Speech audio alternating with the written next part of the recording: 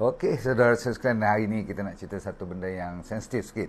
Sebab ramai daripada kita dah gunakan, termasuk family saya sendiri, iaitu aluminium foil. Pernah dengar aluminium foil? Alah, yang you balut dalam you punya ikan, balut dalam you punya nak grill apa-apa, daging-daging terutama sekali. Bahkan kalau kita masukkan ataupun kita letak garam dan apa, orang panggil minyak-minyak sikit lah kat atas tu kan, lepas tu kita balut kan.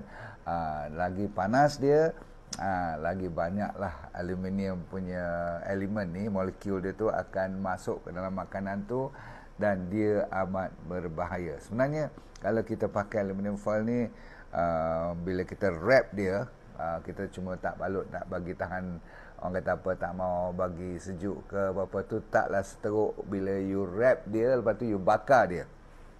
Sebab pembakaran tu bila panas tu, dia boleh meningkat 40 kali ganda aluminium yang akan menyerap masuk ke dalam kita punya bahan-bahan makanan tu.